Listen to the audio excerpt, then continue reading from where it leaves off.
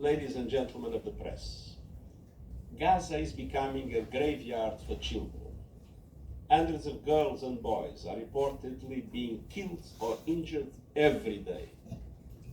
More journalists have reportedly been killed over a 4-week period than in any conflict in at least 3 decades. More United Nations aid workers have been killed than in any comparable period in the history of our organization. I salute all those who continue their life-saving work despite the overwhelming challenges and risks. And the unfolding catastrophe makes the need for a humanitarian ceasefire more urgent with every passing hour.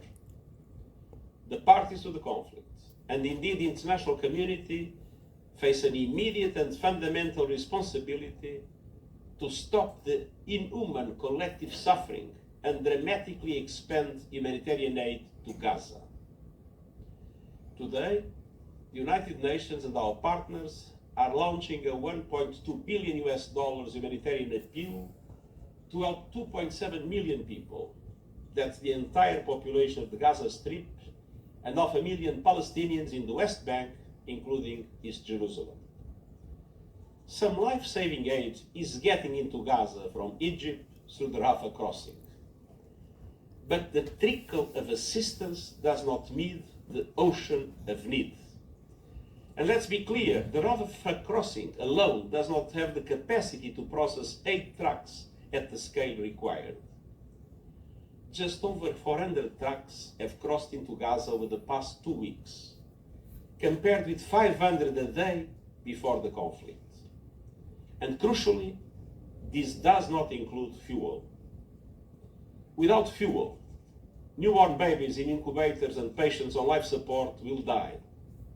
Water cannot be pumped or purified. Raw sewage could soon start gushing onto the streets, further spreading disease. Trucks loaded with critical relief will be stranded. The way forward is clear. A humanitarian ceasefire now. All parties respecting all their obligations under international humanitarian law now. This means the unconditional release of the hostages in Gaza now. The protection of civilians, hospitals, UN facilities, shelters and schools now. More food, more water, more medicine, and of course fuel entering Gaza safely, swiftly, and at the scale needed now. Unfettered access to deliver supplies to all people in need in Gaza now. And the end of the use of civilians as human shields now. None of these appeals should be conditional on the others. And for all of these, we need more funding now. In addition, I remain gravely concerned about rising violence and an expansion of the conflict. The occupied West Bank, including East Jerusalem, is at a boiling point. Let us also not forget the importance of addressing the risks of the conflict spilling over to the wider region.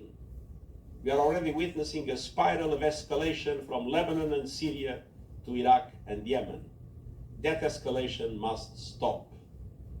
Cool heads and diplomatic efforts must prevail. Hateful rhetoric and provocative actions must cease. I am deeply troubled by the rise in anti-Semitism and anti-Muslim bigotry. Jewish and Muslim communities in many parts of the world are on high alert, fearing for their personal safety and security.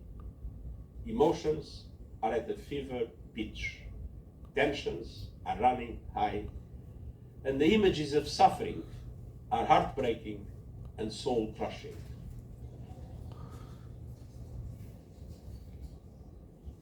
Good evening, dear colleagues.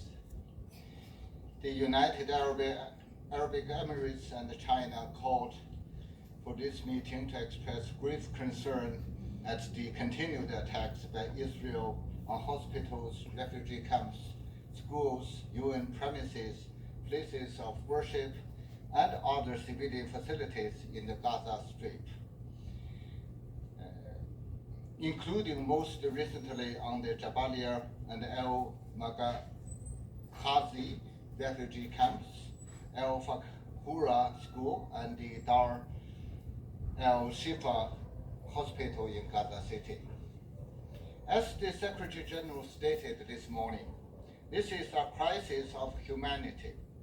In less than a month, more than 10,000 Palestinians in the Gaza Strip have been killed. And as we speak, Palestinian civilians continue to be killed. Children are bearing the brunt.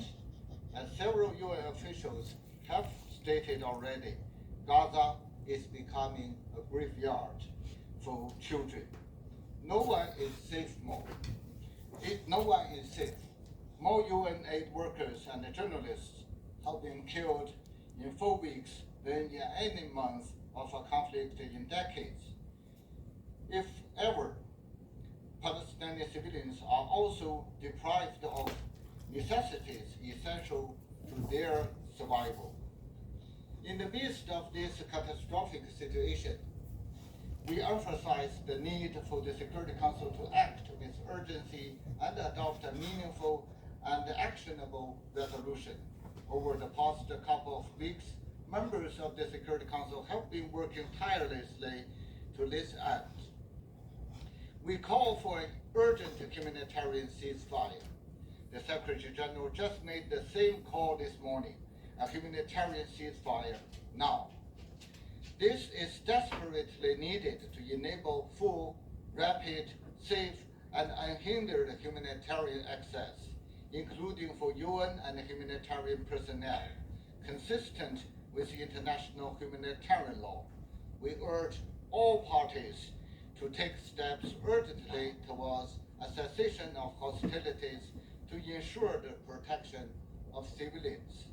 We demand that the parties to the conflict facilitate the continuous, sufficient, and unhindered provision of essential goods and services to all civilians throughout the Gaza Strip.